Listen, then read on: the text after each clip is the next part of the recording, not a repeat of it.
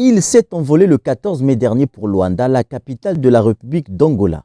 Là-bas, le ministre congolais des hydrocarbures Bruno Jean-Richard Rutoa, en sa qualité de président de la conférence ministérielle de l'OPEP, a pris part à la 8e édition du Congrès africain de l'industrie pétrolière et gazière tenue du lundi 16 mai au jeudi 19 sous le haut patronat du président angolais João Lourenço. Cette rencontre, organisée conjointement par l'Organisation africaine des pays producteurs de pétrole, le gouvernement d'Angola et Ametrad, sous le thème « La transition énergétique et l'avenir de l'industrie pétrolière, opportunités, défis et développement », avait pour ambition de créer de la valeur dans le secteur pétrolier en Afrique, exploiter et valoriser de nouveaux horizons. Cette politique est donc une invite aux principaux producteurs et exportateurs de pétrole d'accroître leurs investissements dans ce secteur et dans la transition énergétique. Au cours de cette grand-messe, Bruno Jean-Richard Rutoa a clairement présenté la vision du Congo et de l'OPEP sur les questions liées à la transition énergétique.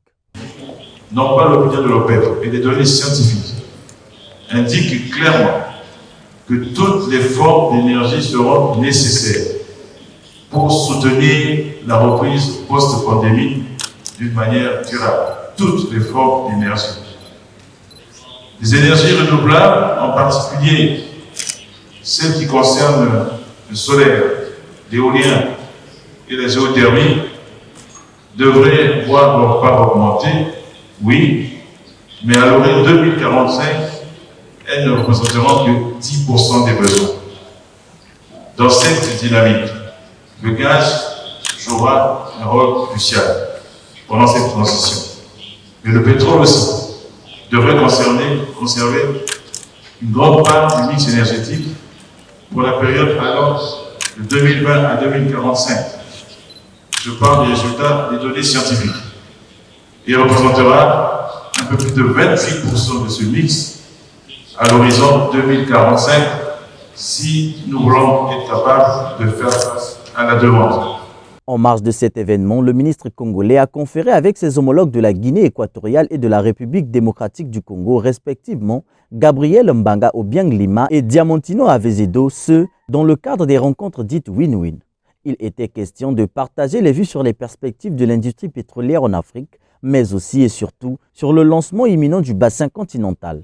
Nous avons voulu saisir cette opportunité pour partager sur un certain nombre de sujets communs. Ça concerne notamment l'amont pétrolier, c'est-à-dire tout ce qui est exploration-production. Nous avons un bassin en commun, celui de l'intérieur du pays, le bassin continental, qui est donc des deux côtés du fleuve. Et nous avons un accord signant des deux pays pour pouvoir travailler en commun. Et nous avons voulu aujourd'hui réaffirmer notre volonté d'en relancer la mise en œuvre.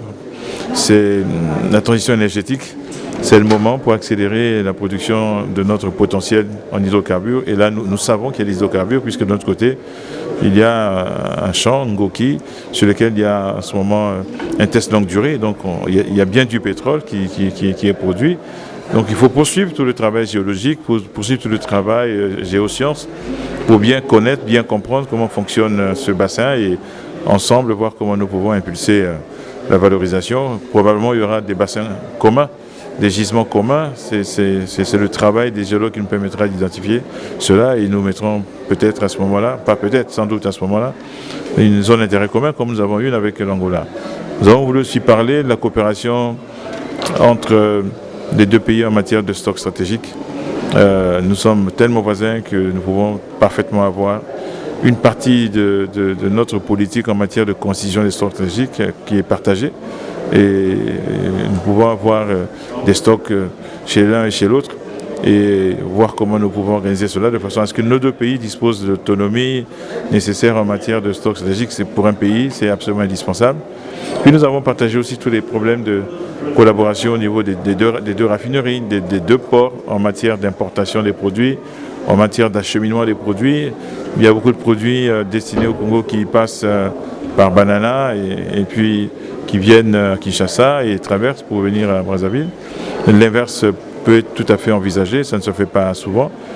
Et au-delà, nous avons voulu réaffirmer notre volonté d'aller de l'avant dans la coopération des deux pays en général et sur d'autres sujets de plus grande envergure. Au sein de l'Afrique centrale, il y a un certain nombre de projets qui sont discutés aujourd'hui pour créer un véritable marché du pétrole, notamment des produits pétroliers, pour créer un marché du gaz liquéfié, parce qu'aujourd'hui, plusieurs pays s'engagent dans cette direction, l'Angola, la Guinée équatoriale, le Congo, pour voir comment on peut mettre en commun, nous l'avions dit au cours d'un forum qu'on a tenu à Brazzaville, un certain nombre d'infrastructures, avoir des terminaux pétroliers communs, avoir des dépôts de gaz liquéfié communs, aller peut-être dans une meilleure collaboration en matière de raffinage, soit avoir des raffineries à dimension sous-régionale, soit avoir des raffineries qui collaborent entre elles de façon harmonieuse. Donc on a tous ces sujets que nous allons sans doute continuer à approfondir dans les jours, les semaines qui viennent. Voilà l'essentiel de cet entretien que j'ai eu avec mon très cher collègue et frère. Merci, monsieur le ministre. Bien avant la cérémonie d'ouverture de ce 8e congrès, Bruno Jean-Richard Itoa a présidé la 42e réunion du Conseil des ministres des pays membres de l'APO, au cours de laquelle il a annoncé l'organisation à Brazzaville courant le 4e trimestre 2022 du sommet des chefs d'État des pays faisant partie intégrante de l'APO.